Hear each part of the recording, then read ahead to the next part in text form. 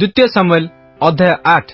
अनंतर दाऊद पलेस्टिया मानकु परास्त करी नत कले और दाऊद पलेस्टिया मानक हस्तरू सेमानक मातृनगरर कर्तृत्व नेले। पुणी से मोआब को परास्त करी सेई लोकमानकु भूमि रे शयन कराई दौड़ी रे मापिले और से बध करिया पई 2 दौड़ी और जीवित रखिया पई संपूर्ण 1 दौड़ी मापिले। तहिरे मोआबीय माने दाऊदंकर दास होई दर्शनी आनिले। सोबार राजा रहब्र पुत्र हददेशर फरात नदी निकटरे अपना राज्य पुनर्बार हस्तगत करियाकु जिबा समय दाऊद ताहाकु परास्त कले। पुणी दाऊद ताहाटारु 1,700 अश्वारूढ़ और 20,000 पदातिक सैन्य नेले। आ दाऊद रथ अश्व समस्तर गोड़शिरा काटी पकाइले, मात्र तही मध्यरु 100 रथ पई अश्व रखिले। एउतारे दमेशकर अरामीय माने सोबार हददेशर राजार साहाय्य करको आसन्ते दाऊद सेई अरामीय मानकर 22,000 लोकंकु आघात कले। तो दाऊद दमेशकर अराम देशरे प्रहरी दल स्थापन कले।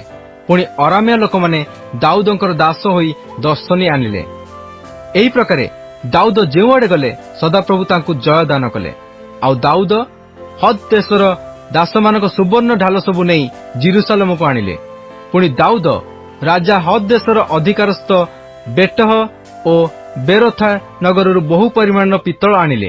अनंतर दाऊद हद देशर समस्त सैन्य दल को परास्त करियछंती या हमात्र राजा तई शुणन्ते दाऊद राजांकर मंगल वार्ता पचारियो निमंते ओ हद देशर प्रतिकूल रे युद्ध करी परास्त करिबा सकसु तांकु धन्यवाद देवा निमंते से अपना पुत्र जोराम को तांको कतिकी पठाइला। जेतु हद देशर संगे तईर युद्ध थिला। पुणी जोराम अपना संगे रूपा पात्र और सुना पात्र और पितल पात्र नहीं आसीथिला। दाऊद राजा एई सबु सदाप्रभु को उद्देश्य पवित्र कले। पुणी जे समस्त गोष्ठी की वशीभूत करथिले सेई मानक ठारू अर्थात अराम और मोआब और अमन संतानगण और पलेस्टिय लोक और अमालेकीय मानक ठारू प्राप्त सुना और रूपा पुणी सोबार राजा रहब्र पुत्र हद देशर ठारू प्राप्त लुट द्रव्य मध्य पवित्र करथिले। आहुरी दाऊद लबण उपत्यकार अरामीय मानकर 18,000 लोक बध करी फेरी आसी बड़ नाम पाइले। पुणी से इदम देश रे प्रहरी दल स्थापन कले। से इदम सर्वत्र प्रहरी दल स्थापन कले। आउ इदमीय लोक समस्ते दाऊदंकर दास हेले। आउ दाऊद जेउआडे गले सदाप्रभु तांकु जय दान कले। एही रूपे दाऊद समुदाय इस्राएल उपरे राजत्व कले। पुणी दाऊद आपणार समस्त लोक प्रति विचार और न्याय कले। आउ सरुयार पुत्र जोआब सैन्य उपरे प्रधान थिला। अहिलुद्र पुत्र जिहोशाफाट इतिहास लेखक थिला। पुणी अहिटूबर पुत्र सादक और अबियाथर पुत्र अहिमेलक जाजक थिले। सराय लेखक थिला। आउ जिहोयादर पुत्र बनाय करेथिय और पलेथिय मानक उपरे नियुक्त थिला। पुणी दाऊदंकर पुत्र माने जाजक थिले। गीत संहिता अध्याय 60। प्रधान वाद्यकर निमंते सुसन एदुत स्वरे शिक्षार्थक दाऊदंकर मिक्ताम अरामन हरइम और अराम सोबा संगरे युद्ध करिबा बेले ओ जोआब फेरी लबण उपत्यकारे इदमीय 12,000 लोकंकु बध करिबा समय रचित। हे परमेश्वर तुम्भे आम्भ मानंकु दूर करियछ। तुम्भे आम्भ मानंकु भांगी पकाइयछ। तुम्भे क्रुद्ध होइयछ। आम्भ मानंकु पुनः स्थापन कर। तुम्भे देशकु कंपित करियछ। तुम्भे ताहाकु विदीर्ण करियछ। तहिर भग्न स्थानर प्रतिकार कर, कारण ताहा टळ टळ हेउअछि। तुम्भे आपणा लोकमानंकु कठिन विषय देखाइयछ। तुम्भे आम्भ मानंकु टळमळकारिणी मदिरा पान कराइयछ। सत्यता पक्षरे प्रकाश करिवा निमंते तुम्भे आपणा भयकारी मानंकु एक पताका देइयछ, जेपरि तुम्भ प्रियतम उद्धार पाइब। एथिपाई तुम्भे आपणा दक्षिण हस्तरे परित्राण कर ओ आम्भ मानंकु उत्तर दिय। परमेश्वर आपणा पवित्रतारे कहियछंती, आम्भे उल्लास करिबा। आम्भे सिक्किम को विभाग करिबा ओ सुक्कत उपत्यका को मापिबा। गिलियत ଆମ୍ଭର ଓ ମନସି ଆମ୍ଭର ମଧ୍ୟ ଇଫ୍ରାଇମ୍ ଆମ୍ଭ ମସ୍ତକର ଆଶ୍ରୟ, ଜିହୁଦା ଆମ୍ଭର ରାଜଦଣ୍ଡ, ମୋଆବ ଆମ୍ଭର ପ୍ରକ୍ଷାଳନ ପାତ୍ର। ଆମ୍ଭେ ଇଦମ୍ ଉପରେ ଆପଣା ପାଦୁକା ପକାଇବା। ହେ ପଲେଷ୍ଟିଆ, ତୁମ୍ଭେ ଆମ୍ଭ ସକାଶୁ ଉଚ୍ଚ ଧ୍ୱନି କର। କିଏ ମୋତେ ଦୃଢ଼ ନଗରକୁ ଆଣିବ? କିଏ ମୋତେ ଇଦମ୍ ପର୍ଯ୍ୟନ୍ତ କଢ଼ାଇ ଆଣିଅଛି? ହେ ପରମେଶ୍ୱର, ତୁମ୍ଭେ କି ଆମ୍ଭମାନଙ୍କୁ ଦୂର କରିନାହଁ? ହେ ପରମେଶ୍ୱର, ତୁମ୍ଭେ ଆମ୍ଭମାନଙ୍କ ସୈନ୍ୟ ସଙ୍ଗେ ଗମନ କରୁନାହଁ। ବିପକ୍ଷ ପ୍ରତିକୂଳରେ ଆମ୍ଭମାନଙ୍କୁ ସାହାଯ୍ୟ ଦାନ କର, କାରଣ ମନୁଷ୍ୟର ସାହାଯ୍ୟ ବୃଥା। ପରମେଶ୍ୱରଙ୍କ ଦ୍ୱାରା ଆମ୍ଭେମାନେ ବୀରର କର୍ମ କରିବା, ଯେହେତୁ ସେ ଆମ୍ଭମାନଙ୍କ ବିପକ୍ଷ ଗଣକୁ ଦଳି ପକାଇବେ। ଦ୍ୱିତୀୟ ସାମୁଏଲ ଅଧ୍ୟାୟ 9। ଅନନ୍ତର ଦାଉଦ ପଚାରିଲେ, ଯୋନାଥନ ସକାଶୁ ମୁଁ ଯାହା ପ୍ରତି ଦୟା ପ୍ରକାଶ କରିପାରେ, ଏପରି କେହି କି ସାଉଲ ବଂଶରେ ଅବଶିଷ୍ଟ ଅଛି? ତହିଁରେ ଲୋକମାନେ ଶିବ ନାମକ ସାଉଲଙ୍କ ବଂଶର ଏକ ଦାସକୁ ଦାଉଦଙ୍କ ନିକଟକୁ ଡକାନ୍ତେ। ରାଜା ତାହାକୁ ପଚାରିଲେ, ତୁମ୍ଭେ କି ଶିବ? ତହୁଁ ସେ କହିଲା, ଆପଣଙ୍କ ଦାସ ସେହି। ତହିଁରେ ରାଜା ପଚାରିଲେ, ମୁଁ ଯାହା ପ୍ରତି ପରମେଶ୍ୱରଙ୍କ ଦୟା ପ୍ରକାଶ କରିପାରେ, ଏପରି କେହି କି ଏବେ ସାଉଲଙ୍କ ବଂଶରେ ଅଛି? ଏଥିରେ ଶିବ ରାଜାଙ୍କୁ କହିଲା, ଯୋନାଥନର ଏକ ପୁତ୍ର ଏବେ ଅଛି, ତାହାର ପାଦ ଛୋଟା। ତହୁଁ ରାଜା ତାହାକୁ ପଚାରିଲେ, ସେ କେଉଁଠାରେ ଅଛି? ତହିଁରେ ଶିବ ରାଜାଙ୍କୁ କହିଲା, ଦେଖନ୍ତୁ, ସେ ଲୋ ଦବାରରେ ଅମିଏଲର ପୁତ୍ର ମାଖିରର ଗୃହରେ ଅଛି। ତେବେ ଦାଉଦ ରାଜା ଲୋ ଦବାରକୁ ଲୋକ ପଠାଇ ଅମିଏଲର ପୁତ୍ର ମାଖିରର ଗୃହରୁ ତାହାକୁ ଅଣାଇଲେ। ଏଥିରେ ସାଉଲଙ୍କର ପୌତ୍ର ଯୋନାଥନର ପୁତ୍ର ମଫିବୋଶତ ଦାଉଦଙ୍କ ନିକଟକୁ ଆସି ମୁହଁ ମାଡ଼ି ପଡ଼ି ପ୍ରଣାମ କଲା। ତହୁଁ ଦାଉଦ କହିଲେ, ହେ ମଫିବୋଶତ। ସେ ଉତ୍ତର କଲା, ଦେଖନ୍ତୁ, ଆପଣଙ୍କ ଦାସ ଉପସ୍ଥିତ ଅଛି। ତହିଁରେ ଦାଉଦ ତାହାକୁ କହିଲେ, ଭୟ ନ କର, କାରଣ ମୁଁ ତୁମ୍ଭ ପିତା ଯୋନାଥନ ସକାଶୁ ଅବଶ୍ୟ ତୁମ୍ଭ ପ୍ରତି ଦୟା ପ୍ରକାଶ କରିବି ଓ ତୁମ୍ଭ ପିତାମହ ସାଉଲଙ୍କର ସମସ୍ତ ଭୂମି ତୁମ୍ଭକୁ ଫେରାଇ ଦେବି ଓ ତୁମ୍ଭେ ନିତ୍ୟ ମୋହର ମେଜରେ ଭୋଜନ କରିବ। ତେଣୁ ସେ ପ୍ରଣାମ କରି କହିଲା, ମୁଁ ତ ମଲା କୁକୁରର ପରି, ଆପଣ ଯେ ମୋତେ ଅନାଇବେ, ଆପଣଙ୍କ ଦାସ ଏପରି କଣ? ତେବେ ରାଜା ସାଉଲଙ୍କର ଦାସ ଶିବକୁ ଡାକି କହିଲେ, ମୁଁ ତୁମ୍ଭ କର୍ତ୍ତାର ପୁତ୍ରକୁ ସାଉଲଙ୍କର ଓ ତାଙ୍କ ବଂଶର ସର୍ବସ୍ୱ ଦେଲି। ଆଉ ତୁମ୍ଭେ ଓ ତୁମ୍ଭ ପୁତ୍ରମାନେ ଓ ତୁମ୍ଭ ଦାସମାନେ ତାହା ପାଇଁ ଭୂମିର କୃଷିକର୍ମ କରିବ ଓ ତୁମ୍ଭ କର୍ତ୍ତାର ପୁତ୍ରର ଖାଦ୍ୟ ନିମନ୍ତେ ତଦୁତ୍ପନ୍ନ ଫଳ ଆଣିଦେବ। ମାତ୍ର ତୁମ୍ଭ କର୍ତ୍ତାର ପୁତ୍ର ମଫିବୋଶତ ନିତ୍ୟ ମୋହର ମେଜରେ ଭୋଜନ କରିବ। ଏହି ଶିବର 15 ପୁତ୍ର ଓ 20 ଦାସ ଥିଲେ। ତେବେ ଶିବ ରାଜାଙ୍କୁ କହିଲା, ଆମ୍ଭ ପ୍ରଭୁ ମହାରାଜ ଆପଣ ଦାସକୁ ଯେଉଁ ସବୁ ଆଜ୍ଞା ଦେଉଅଛନ୍ତି, ତଦନୁସାରେ ଆପଣଙ୍କ ଦାସ କରିବ। ମଫିବୋଶତ ବିଷୟରେ ରାଜା କହିଲେ, ସେ ଏକ ରାଜପୁତ୍ର ପରି ଆମ୍ଭ ମେଜରେ ଭୋଜନ କରିବ। ସେହି ମଫିବୋଶତର ଏକ ସାନ ପୁତ୍ର ଥିଲା, ତାହାର ନାମ ମିଖା। ପୁଣି ଶିବର ଗୃହରେ ବାସ କରି ସମସ୍ତ ଲୋକ ମଫିବୋଶତର ଦାସ ହେଲେ। ଏହି ରୂପେ ମଫିବୋଶତ ଜିରୁସାଲମରେ ବାସ କଲା। ସେ ନିତ୍ୟ ରାଜମେଜରେ ଭୋଜନ କଲା। ତାହାର 2 ପାଦ ଛୋଟା ଥିଲା। ଦ୍ୱିତୀୟ ସାମୁଏଲ ଅଧ୍ୟାୟ 10। ଏଥିଉତ୍ତାରେ ଅମନ ସନ୍ତାନଗଣର ରାଜା ମରନ୍ତେ ତାହାର ପୁତ୍ର ହାନୁନ ତାହାର ପଦରେ ରାଜା ହେଲା। ତହିଁରେ ଦାଉଦ କହିଲେ, ହାନୁନର ପିତା ନାହସ ଯେପରି ମୋ ପ୍ରତି ଦୟା ପ୍ରକାଶ କରିଥିଲା, ସେପରି ମୁଁ ହାନୁନ ପ୍ରତି ଦୟା ପ୍ରକାଶ କରିବି। ତେଣୁ ତାହାକୁ ପିତୃଶୋକରୁ ସାନ୍ତ୍ୱନା କରିବା ନିମନ୍ତେ ଦାଉଦ ଆପଣା ଦାସମାନଙ୍କୁ ପଠାଇଲେ। ତହୁଁ ଦାଉଦଙ୍କର ଦାସମାନେ ଅମନ ସନ୍ତାନଗଣର ଦେଶରେ ଉପସ୍ଥିତ ହେଲେ। ମାତ୍ର ଅମନ ସନ୍ତାନଗଣର ଅଧିପତିମାନେ ସେମାନଙ୍କ ପ୍ରଭୁ ହାନୁନକୁ କହିଲେ, ଦାଉଦ ଆପଣଙ୍କ ନିକଟକୁ ସାନ୍ତ୍ୱନାକାରୀମାନଙ୍କୁ ପଠାଇଅଛି ବୋଲି ସେ ଯେ ଆପଣଙ୍କ ପିତାଙ୍କର ସମ୍ଭ୍ରମ କରୁଅଛି, ଏହା କି ଆପଣ ବିଚାର କରନ୍ତି? ଦାଉଦ କି ନଗର ଅନୁସନ୍ଧାନ କରିବା ଅଭିପ୍ରାୟରେ ତହିଁରେ ଭ୍ରମଣ କରିବାକୁ ଓ ତାହା ନାଶ କରିବାକୁ ଆପଣ ଦାସମାନଙ୍କୁ ତୁମ୍ଭ କତିକି ପଠାଇ ନାହିଁ? ତହିଁରେ ହାନୁନ ଦାଉଦଙ୍କର ଦାସମାନଙ୍କୁ ଧରି ସେମାନଙ୍କ ଦାଢ଼ିର ଅଧେ କ୍ଷୌର କଲା ଓ ସେମାନଙ୍କ ପିଛାପାଖ ବସ୍ତ୍ର ମଝିରୁ କାଟି ପକାଇ ସେମାନଙ୍କୁ ବିଦାୟ କରିଦେଲା। ତହୁଁ ସେମାନେ ଦାଉଦଙ୍କୁ ଏହା ଜ୍ଞାତ କରାନ୍ତେ ସେ ସେମାନଙ୍କୁ ଭେଟିବା ପାଇଁ ଲୋକ ପଠାଇଲେ, କାରଣ ସେମାନେ ଅତିଶୟ ଲଜ୍ଜିତ ଥିଲେ। ପୁଣି ରାଜା କହିଲେ, ତୁମ୍ଭମାନଙ୍କ ଦାଢ଼ି ବଢ଼ିଆ ପର୍ଯ୍ୟନ୍ତ ଜିରିହରେ ଥାଅ, ତହିଁ ଉତ୍ତାରେ ଫେରିଆସିବ। ଏଥିରେ ଅମନ ସନ୍ତାନମାନେ ଦେଖିଲେ ଯେ ସେମାନେ ଦାଉଦଙ୍କ ସମ୍ମୁଖରେ ଦୁର୍ଗନ୍ଧ ସ୍ୱରୂପ ହୋଇଅଛନ୍ତି, एणु अमन सन्तानगण लोक पठाई बहित रहबस्त और सोबास्थित अरामीय 20,000 पदातिकू और 1,000 लोक सहित माखार राजा को और टोबर 12,000 लोकंकु वेतन दे रखिले। आउ दाऊद यह शुणी जोयाब को और वीर सैन्य समस्त को पठाइले। तहिरे अमन सन्तानगण बाहर होई आसी द्वार प्रवेश स्थान निकट युद्ध साजिले। पुणी सोबा और रहब्र अरामीय लोक माने आउ टोबर और माखार लोक माने क्षेत्र रे अलगा रहिले।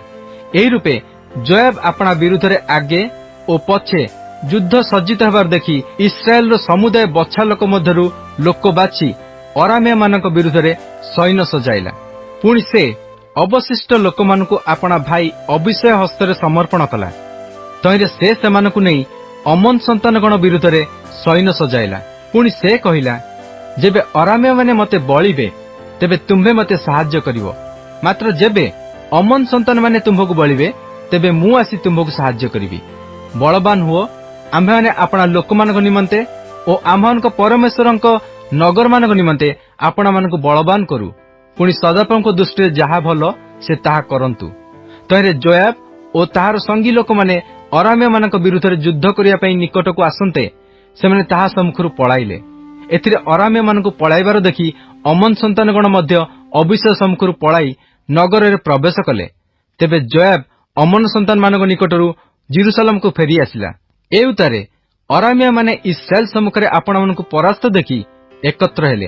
पुणी हद देशर लोक पठाई नदीर सेपारी स्थित अरामीय मानकु अणाइला।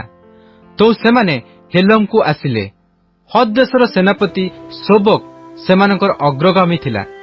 एउतारे दाऊद को यह ज्ञात करा जानते से समुदाय इस्राएल को एकत्र करी जर्दन पार होई हेलम को आसिले। तहिरे अरामीय माने दाऊदक सम्मुखरे सैन्य सजाई तांको संगे युद्ध कले। मात्र अरामीय माने इस्राएल सम्मुखरु पळाइले। पुणी दाऊद अरामीय मानक 700 रथारूढ़ और 40,000 अश्वारूढ़ सैन्य बध कले। पुणी से सेमानक सेनापति सबक को आघात करते से सेहिठारे मला। तहु हद देशर अधीन समस्त राजा इस्राएल सम्मुखरे आपणा मानकु परास्त देखि इस्राएल सहित संधि करी सेमानकर दास हेले। एतु अरामीय माने अमन सन्तानगण को आउ सहाय्य करिया को भय कले। द्वितीय सामुएल अध्याय 11। अनंतर वर्षर परिवर्तन समय राजा माने युद्ध को जिया बेले दाऊद जोयाब को और ताहा सहित आपणा दास मानकु और समुदाय इस्राएल को पठाइले। तहिरे सेमाने अमन सन्तान मानकु संहार करी रब्बा नगर अवरोध कले। मात्र दाऊद जेरुसलेम रे रहिले। अनंतर दिने संध्या समय दाऊद आपणा सज्जारु उठी राजगृहर छात उपरे बुलुथिले। पुणी सेई छात उपरु से एक स्त्री को स्नान करथुवा देखिले। सेई स्त्री देखिବାକୁ अति सुंदरी थिला। तेणु दाऊद सेई स्त्रीर विषय बुझिया पई लोक पठान्ते जणे कहिला, से कोन इलियामर कन्या हित्य उरियर भार्या बत्सेबा नुहे? तो दाऊद दूत पठाई ताहाकु आनिले। पुणी से तांको निकटकु आसन्ते दाऊद ताहा सहित शयन कले। से समय से स्त्री ऋतु स्नान करिथिला। एउतारे से अपना गृह को फेरीगला। अनंतर से स्त्री गर्भवती हुंते दाऊदक निकटकु लोक पठाई जणाई कहिला, मु गर्भवती होइछि। तो दाऊद जोयाब निकटकु लोक पठाई कहिले, हित्य उरियकु मो कतिकी पठाई दियो। तहिरे जोयाब उरियकु दाऊदक कतिकी पठाई देला। तेणु उरिय उपस्थित हुंते दाऊद ताहाकु जोयाबर कुशल वार्ता और लोकमानकर कुशल वार्ता और युद्धर कुशल वार्ता पचारले। पुणी दाऊद उरियकु कहिले, आपणा गृह को जाई पाद प्रक्षालन कर। तहिरे उरिय राजगृहरु बाहरी गला। पुणी ता पछे पछे राजांक निकटरु खाद्यद्रव्य गला। मात्र उरिय आपणा प्रभुर दासगण सहित राजगृह द्वार रे शयन कला और आपणा गृह को गला नहीं। एथिरे उरिय आपणा गृह को जाई नहीं। यह लोक माने दाऊद को जणांते दाऊद उरिय को कहले, तुम्बे कोन यात्रारु आसिन? आपणा गृह को काहे की गल नहीं? तेबे उरिय दाऊद को कहला, सिंधुक ओ इस्राएल ओ जिहुदा पत्र कुटीर रे अछंती ओ मो प्रभु जोयाब ओ मोहर प्रभुंक दास माने पदारे छाउणी करी अछंती। तेबे मु कोन भोजन करियाकू ओ पान करियाकू ओ भार्या संगे शयन करियाकू आपणा गृह को जीवी? आपण जीवित ओ आपणक प्राण जीवित थिबा प्रमाणे मु ए कथा करिवि नाही। एथिरे दाऊद उरिय को कहिले, ଆଜି ମଧ୍ୟ ଏଠାରେ ଥାଅ, ମୁଁ କାଲି ତୁମ୍ଭକୁ ବିଦାୟ କରିବି। ତେଣୁ ଉରିୟ ସେଦିନ ଓ ପରଦିନ ଜେରୁସାଲେମରେ ରହିଲା। ଆଉ ଦାଉଦ ତାହାକୁ ନିମନ୍ତ୍ରଣ କରନ୍ତେ ସେ ତାଙ୍କ ସମ୍ମୁଖରେ ଭୋଜନପାନ କଲା। ପୁଣି ଦାଉଦ ତାହାକୁ ମତ୍ତ କରାଇଲେ। ତଥାପି ସନ୍ଧ୍ୟାକାଳେ ସେ ଆପଣା ପ୍ରଭୁର ଦାସଗଣ ସହିତ ଆପଣା ଶଯ୍ୟାରେ ଶୟନ କରିବାକୁ ଗଲା, ମାତ୍ର ଆପଣା ଗୃହକୁ ଗଲା ନାହିଁ। ଏଣୁ ଦାଉଦ ସକାଳେ ଜୋଆବ ନିକଟକୁ ପତ୍ର ଲେଖି ଉରିୟ ହାତରେ ତାହା ପଠାଇଲେ। ପତ୍ରରେ ସେ ଏହା ଲେଖିଥିଲେ, ଯଥା ଯେପରି ଉରିୟ ଆହତ ହୋଇ ମରିବ, ଏଥିପାଇଁ ତୁମେମାନେ ଘୋର ଯୁଦ୍ଧ ସମ୍ମୁଖରେ ତାହାକୁ ନିଯୁକ୍ତ କରି ତାହା ନିକଟରୁ ଘୁଞ୍ଚିଯିବ। ପୁଣି ଜୋଆବ ନଗର ନିରୀକ୍ଷଣ କରିବା ବେଳେ ବିକ୍ରମଶାଳୀ ଲୋକମାନେ କେଉଁଠାରେ ଅଛନ୍ତି ଏହା ଜାଣି ସେ ଉରିୟକୁ ସେଠାରେ ନିଯୁକ୍ତ କଲା। ଏଉତରେ ନଗରର ଲୋକମାନେ ବାହାରେ ଯାଇ ଜୋଆବ ସଙ୍ଗେ ଯୁଦ୍ଧ କଲେ। ତହିଁରେ ଦାଉଦଙ୍କର ଦାସମାନଙ୍କ ମଧ୍ୟରୁ କେତେକ ଲୋକ ପତିତ ହେଲେ ଓ ହିତ୍ତୀୟ ଉରିୟ ମଧ୍ୟ ମଲା। ତେବେ ଜୋଆବ ଲୋକ ପଠାଇ ଦାଉଦଙ୍କୁ ଯୁଦ୍ଧର ସମସ୍ତ କଥା ଜଣାଇଲା। ପୁଣି ଦୂତକୁ ଆଜ୍ଞା ଦେଇ କହିଲା, ତୁମ୍ଭେ ରାଜାଙ୍କୁ ଯୁଦ୍ଧର ସମସ୍ତ କଥା ଜଣାଇଲା ଉତ୍ତାରେ ଯେବେ ରାଜାଙ୍କର କ୍ରୋଧ ଉଠେ ଓ ସେ ତୁମ୍ଭକୁ କହନ୍ତି, କାହିଁକି ତୁମେମାନେ ଯୁଦ୍ଧ କରିବା ପାଇଁ ନଗରର ଏତେ ନିକଟକୁ ଗଲ? ସେମାନେ ପ୍ରାଚୀରରୁ ବାଣ ମାରିବେ ବୋଲି କଣ ତୁମେମାନେ ଜାଣିଲ ନାହିଁ? ଜିରୁଦେଶତର ପୁତ୍ର ଅବିମେଲେକକୁ କିଏ ମାରିଲା? ଜଣେ ସ୍ତ୍ରୀ ପ୍ରାଚୀରରୁ ତାହା ଉପରକୁ ଚକି ଉପରପଟ ପକାନ୍ତେ ସେ କଣ ତେବେସ୍ରେ ମଲା ନାହିଁ? କାହିଁକି ତୁମେମାନେ ପ୍ରାଚୀରର ଏତେ ନିକଟକୁ ଗଲ? ତେବେ ତୁମ୍ଭେ କହିବ, ଆପଣଙ୍କ ଦାସ ହିତ୍ତୀୟ ଉରିୟ ମଧ୍ୟ ମରିଅଛି। ତହିଁରେ ସେଇ ଦୂତ ପ୍ରସ୍ଥାନ କରି ଜୋଆବ ଯହିଁ ପାଇଁ ତାହାକୁ ପଠାଇଥିଲା ସେ ସମସ୍ତ ଦାଉଦଙ୍କୁ ଯାଇ ଜଣାଇଲା। ସେଇ ଦୂତ ଦାଉଦଙ୍କୁ କହିଲା, ସେ ଲୋକମାନେ ଆମ୍ଭମାନଙ୍କ ଉପରେ ପ୍ରବଳ ହୋଇ ପଦାକୁ ଆମ୍ଭମାନଙ୍କ ନିକଟକୁ ବାହାରି ଆସିଲେ। ତେଣୁ ଆମ୍ଭେମାନେ ଦ୍ୱାର ପ୍ରବେଶ ସ୍ଥାନ ପର୍ଯ୍ୟନ୍ତ ସେମାନଙ୍କୁ ଆକ୍ରମଣ କରି କରି ଗଲୁ। ଏଥିରେ ଧନୁର୍ଦ୍ଧରମାନେ ପ୍ରାଚୀରରୁ ଆପଣଙ୍କ ଦାସମାନଙ୍କ ଉପରେ ବାଣ ନିକ୍ଷେପ କଲେ। ତେଣୁ ମହାରାଜାଙ୍କର କେତେକ ଦାସ ମଲେ ଓ ଆପଣଙ୍କ ଦାସ ହିତ୍ତୀୟ ଉରିୟ ମଧ୍ୟ ମଲା। ସେତେବେଳେ ଦାଉଦ ସେଇ ଦୂତକୁ କହିଲେ, ତୁମ୍ଭେ ଜୋଆବକୁ ଏପରି କହିବ, ଏଥିରେ ତୁମ୍ଭେ ଦୁଃଖିତ ହୁଅ ନାହିଁ, କାରଣ ଖଡ୍ଗ ଯେପରି ଏକକୁ ସେପରି ଅନ୍ୟକୁ ଗ୍ରାସ କରେ। ତୁମ୍ଭେ ନଗର ପ୍ରତିକୂଳରେ ଆହୁରି ଦୃଢ ଯୁଦ୍ଧ କରି ତାହା ଉଚ୍ଛିନ୍ନ କର। ଏହି ରୂପେ ତୁମ୍ଭେ ତାହାକୁ ସାହସିକ କର। ଏଉତରେ ଉରିୟର ଭାର୍ଯ୍ୟା ଆପଣା ସ୍ୱାମୀ ଉରିୟର ମୃତ୍ୟୁ ସମ୍ବାଦ ପାଇ ଆପଣା ସ୍ୱାମୀ ନିମନ୍ତେ ବିଳାପ କଲା। ପୁଣି ଶୋକ କରିବା ସମୟ ଗତ ହୁଅନ୍ତେ ଦାଉଦ ଲୋକ ପଠାଇ ତାହାକୁ ଆପଣା ଗୃହକୁ ନେଲେ। ତେଣୁ ସେ ତାଙ୍କର ଭାର୍ଯ୍ୟା ହେଲା ଓ ତାଙ୍କର ଏକ ପୁତ୍ର ପ୍ରସବ କଲା। ମାତ୍ର ଦାଉଦ ଏହି ଯେଉଁ କର୍ମ କଲେ ତାହା ସଦାପ୍ରଭୁଙ୍କ ଦୃଷ୍ଟିରେ ମନ୍ଦ ଥିଲା। ଦ୍ୱିତୀୟ ସାମୁଏଲ ଅଧ୍ୟାୟ 12। ଅନନ୍ତର ସଦାପ୍ରଭୁ ଦାଉଦଙ୍କ ନିକଟକୁ ନାଥନକୁ ପ୍ରେରଣ କଲେ। ତେଣୁ ସେ ତାଙ୍କ ନିକଟକୁ ଆସି ତାଙ୍କୁ କହିଲେ, ଏକ ନଗରରେ ଦୁଇ ଲୋକ ଥିଲେ, ଜଣେ ଧନୀ ଓ ଜଣେ ଦରିଦ୍ର। ଧନୀ ଲୋକର ଅତି ପ୍ରଚୁର ଗୋମେସାଦି ପଲ ଥିଲା, ମାତ୍ର ଦରିଦ୍ର ଲୋକର ଗୋଟିଏ ସାନ ମେଷବସ୍ତା ଭିନ୍ନ ଆଉ କିଛି ନଥିଲା। ସେ ତାକୁ କିଣି ପାଳିଥିଲା। ତାହା ସଙ୍ଗେ ଓ ତାହାର ବାଳକମାନଙ୍କ ସଙ୍ଗେ ସେ ଏକତ୍ର ବଢିଲା। ସେ ତାହାର ନିଜ ତୁଣ୍ଡର ଆହାରରୁ ଖାଇଲା ଓ ତାହାର ନିଜ ପାତ୍ରରୁ ପାନ କଲା ଓ ତାହାର କୋଳରେ ଶୟନ କଲା। ପୁଣି ତାହା ପ୍ରତି ସେ କନ୍ୟା ତୁଲ୍ୟ ଥିଲା। ଏକ ସମୟରେ ସେହି ଧନୀ ଲୋକ ନିକଟକୁ ଜଣେ ଯାତ୍ରୀ ଆସିଲା। ତହିଁରେ ସେ ଆପଣା ନିକଟକୁ ଆଗତ ପଥିକ ପାଇଁ ରାନ୍ଧିବାକୁ ନିଜ ପଲରୁ ଓ ନିଜ ଗୋଠରୁ ନେବାକୁ କୁଣ୍ଠିତ ହେଲା। ମାତ୍ର ସେହି ଦରିଦ୍ର ଲୋକର ମେଷବସ୍ତାଟିକୁ ନେଇ ଆଗନ୍ତୁକ ଲୋକ ପାଇଁ ରାନ୍ଧିଲା। ଏଥିରେ ସେହି ଧନୀର ପ୍ରତିକୂଳରେ ଦାଉଦଙ୍କର କ୍ରୋଧ ଅତିଶୟ ପ୍ରଜ୍ୱଳିତ ହେଲା। ପୁଣି ସେ ନାଥନକୁ କହିଲେ, ଯେଉଁ ବ୍ୟକ୍ତି ଏହା କରିଅଛି ସଦାପ୍ରଭୁ ଜୀବତ ଥିବା ପ୍ରମାଣେ ସେ ମୃତ୍ୟୁ ଯୋଗ୍ୟ। ସେ ଏହି କର୍ମ କରିବାରୁ ଓ ସେ କିଛି ଦୟା ନ କରିବାରୁ ସେହି ମେଷବସ୍ତାର 4 ଗୁଣ ଫେରାଇ ଦେବ। ଏଥିରେ ନାଥନ ଦାଉଦଙ୍କୁ କହିଲେ, ସେହି ବ୍ୟକ୍ତି ତ ତୁମ୍ଭେ। ସଦାପ୍ରଭୁ ଇସ୍ରାଏଲର ପରମେଶ୍ୱର ଏହି କଥା କହନ୍ତି, ଆମ୍ଭେ ତୁମ୍ଭକୁ ଇସ୍ରାଏଲ ଉପରେ ରାଜାଭିଷିକ୍ତ କଲୁ। ଆମ୍ଭେ ତୁମ୍ଭକୁ ସାଉଲ ହସ୍ତରୁ ରକ୍ଷା କଲୁ। ପୁଣି ଆମ୍ଭେ ତୁମ୍ଭକୁ ତୁମ୍ଭ ପ୍ରଭୁର ଗୃହ ଓ ତୁମ୍ଭ କୋଳରେ ତୁମ୍ଭ ପ୍ରଭୁର ଭାର୍ଯ୍ୟାମାନଙ୍କୁ ଦେଲୁ। ମଧ୍ୟ ଇସ୍ରାଏଲ ଓ ଜିହୁଦା ବଂଶ ତୁମ୍ଭକୁ ଦେଲୁ। ଆଉ ଯେବେ ଏହା ଅଳ୍ପ ହୋଇଥାନ୍ତା, ତେବେ ଆମ୍ଭେ ତୁମ୍ଭକୁ ଆହୁରି ଅନ୍ୟାନ୍ୟ ବିଷୟ ଦେଇଥାନ୍ତୁ।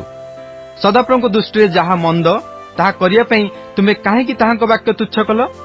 ତୁମ୍ଭେ ଖଡ୍ଗ ଦ୍ୱାରା ହିତ୍ତୀୟ ଉରିୟକୁ ମାରିଅଛ ଓ ତାହାର ଭାର୍ଯ୍ୟାକୁ ତୁମ୍ଭର ଭାର୍ଯ୍ୟା ହେବା ପାଇଁ ନେଇଅଛ। ପୁଣି ଅମନ ସନ୍ତାନ ଗଣର ଖଡ୍ଗ ଦ୍ୱାରା ଉରିୟକୁ ବଦ୍ଧ କରିଅଛ। ଏହେତୁ ତୁମ୍ଭ ଗୃହରୁ ଖଡ୍ଗ କେବେ ଯିବ ନାହିଁ, କାରଣ ତୁମ୍ଭେ ଆମ୍ଭକୁ ତୁଚ୍ଛ କରି ତୁମ୍ଭ ଭାର୍ଯ୍ୟା ହେବା ପାଇଁ ହିତ୍ତୀୟ ଉରିୟର ଭାର୍ଯ୍ୟାକୁ ନେଇଅଛ।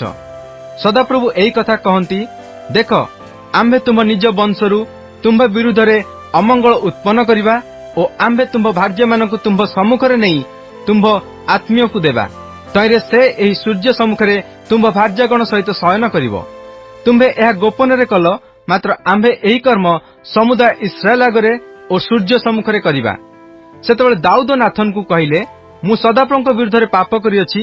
ଏଥିରେ ନାଥନ ଦାଉଦଙ୍କୁ କହିଲେ, ସଦାପ୍ରଭୁ ତୁମ୍ଭର ପାପ ମଧ୍ୟ ଦୂର କରିଅଛନ୍ତି, ତୁମ୍ଭେ ମରିବ ନାହିଁ। ତଥାପି ଏହି କର୍ମ ଦ୍ୱାରା ନିନ୍ଦା କରିବା ପାଇଁ ସଦାପ୍ରଭୁଙ୍କ ଶତ୍ରୁମାନଙ୍କୁ ତୁମ୍ଭେ ନିତାନ୍ତ ସୁଯୋଗ ଦେଇଅଛ। ଏହେତୁ ତୁମ୍ଭର ଏହି ଯେ ସନ୍ତାନ ଜନ୍ମିଅଛି ସେ ନିଶ୍ଚୟ ମରିବ। ଏ ଉତ୍ତାରେ ନାଥନ ଆପଣା ଗୃହକୁ ଚାଲିଗଲେ। ଅନନ୍ତର ସଦାପ୍ରଭୁ ଉରିୟର ଭାର୍ଯ୍ୟଠାରୁ ଜାତ ଦାଉଦଙ୍କର ପୁତ୍ରକୁ ଆଘାତ କରନ୍ତେ ସେ ଅତ୍ୟନ୍ତ ପୀଡ଼ିତ ହେଲା। ଏହେତୁ ଦାଉଦ ବାଳକ ନିମନ୍ତେ ପରମେଶ୍ୱରଙ୍କ ନିକଟରେ ନିବେଦନ କଲେ ଓ ଦାଉଦ ଉପବାସ କଲେ ଓ ଭିତରେ ଯାଇ ରାତ୍ରିଯାକ ଭୂମିରେ ପଡ଼ି ରହିଲେ। ଏଥିରେ ତାଙ୍କ ଗୃହସ୍ଥ ପ୍ରାଚୀନମାନେ ଉଠି ତାଙ୍କୁ ଭୂମିରୁ ଉଠାଇବା ପାଇଁ ତାଙ୍କ ନିକଟରେ ଛିଡ଼ା ହେଲେ, ମାତ୍ର ସେ ସମ୍ମତ ହେଲେ ନାହିଁ, କିମ୍ବା ସେମାନଙ୍କ ସଙ୍ଗେ ଭୋଜନ କଲେ ନାହିଁ। ଏ ଉତ୍ତାରେ ସପ୍ତମ ଦିନରେ ବାଳକ ମଲା। ମାତ୍ର ବାଳକ ଯେ ମରିଅଛି ଏକଥା ଦାଉଦଙ୍କୁ ଜଣାଇବା ପାଇଁ ତାଙ୍କର ଦାସମାନେ ଭୟ କଲେ। କାରଣ ସେମାନେ କହିଲେ, ଦେଖ, ବାଳକ ବଞ୍ଚିଥିବା ବେଳେ ଆମ୍ଭେମାନେ ବହୁତ କହିଲେ ସେ ଆମ୍ଭମାନଙ୍କର ଅବ ଶୁଣିଲେ ନାହିଁ। ଏବେ ବାଳକ ମରିଅଛି ଏକଥା ତାଙ୍କୁ ଜଣାଇଲେ ସେ ଆପଣାର କି ଅନିଷ୍ଟ ନ କରିବେ। ମାତ୍ର ଦାଉଦ ଆପଣା ଦାସମାନଙ୍କୁ ପରସ୍ପର ଫୁସଫୁସ ହେଉଥିବାର ଦେଖି ଅନୁମାନ କଲେ ଯେ ବାଳକ ମରିଅଛି। ଏଣୁ ଦାଉଦ ଆପଣା ଦାସମାନଙ୍କୁ ପଚାରିଲେ, ବାଳକ ମଲାଣି କି? ସେମାନେ କହିଲେ, ମଲାଣି। ଏଥିରେ ଦାଉଦ ଭୂମିରୁ ଉଠି ସ୍ନାନ ଓ ମର୍ଦ୍ଦନ ଓ ବସ୍ତ୍ର ପରିବର୍ତ୍ତନ କରି ସଦାପ୍ରଭୁଙ୍କ ଗୃହକୁ ଯାଇ ପ୍ରଣାମ କଲେ। ତହିଁ ଉତ୍ତାରୁ ସେ ଆପଣା ଗୃହକୁ ଆସି ଆଜ୍ଞା ଦିଅନ୍ତେ ଲୋକମାନେ ତାଙ୍କ ସମ୍ମୁଖରେ ଖାଦ୍ୟଦ୍ରବ୍ୟ ରଖିଲେ, ତହୁଁ ସେ ଭୋଜନ କଲେ। ଏଥିରେ ତାଙ୍କର ଦାସମାନେ ତାଙ୍କୁ କହିଲେ, ଆପଣ ଏ କି ପ୍ରକାର କର୍ମ କଲେ? ବାଳକ ବଞ୍ଚିଥିବା ବେଳେ ଆପଣ ତାହା ପାଇଁ ଉପବାସ ଓ ରୋଦନ କଲେ, ମାତ୍ର ବାଳକ ମଲା ଉତ୍ତାରେ ଆପଣ ଉଠି ଭୋଜନ କଲେ। ତହିଁରେ ସେ କହିଲେ, ବାଳକ ବଞ୍ଚିଥିବା ବେଳେ ମୁଁ ଉପବାସ ଓ ରୋଦନ କଲି, କାରଣ ମୁଁ କହିଲି, କେଜାଣି ସଦାପ୍ରଭୁ ମୋ ପ୍ରତି କୃପା କଲେ ମୋର ବାଳକଟି ବଞ୍ଚିପାରିବ। ମାତ୍ର ଏବେ ତ ସେ ମଲା, ମୁଁ କାହିଁକି ଉପବାସ କରିବି? ମୁଁ କି ତାକୁ ଫେରାଇ ଆଣିପାରିବି? ମୁଁ ତାହା ନିକଟକୁ ଯିବି, ମାତ୍ର ସେ ମୋ ନିକଟକୁ ଫେରିଆସିବ ନାହିଁ।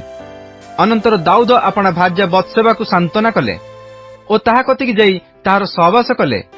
ଏଥି ଉତ୍ତାରେ ବତ୍ସେବା ପୁତ୍ର ପ୍ରସବ କରନ୍ତେ ଦାଉଦ ତାହାର ନାମ ସଲୋମନ ଦେଲେ।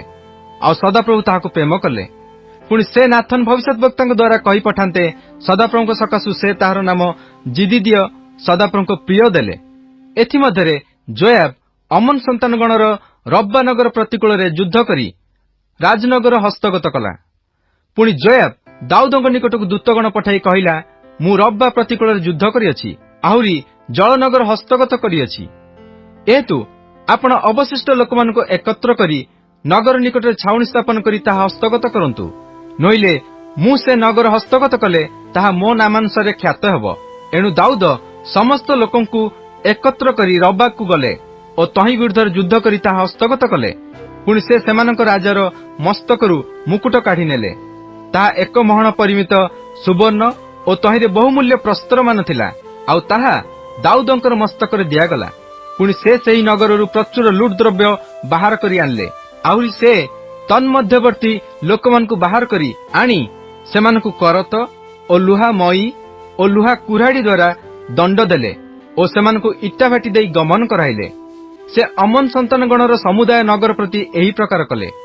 ଏ ଉତ୍ତାରେ ଦାଉଦ ଓ ସମସ୍ତ ଲୋକ ଜେରୁସାଲେମକୁ ଫେରି ଆସିଲେ। ଗୀତ ସଂହିତା ଅଧ୍ୟାୟ 51। ପ୍ରଧାନ ବାଦ୍ୟକର ନିମନ୍ତେ ଦାଉଦଙ୍କର ଗୀତ।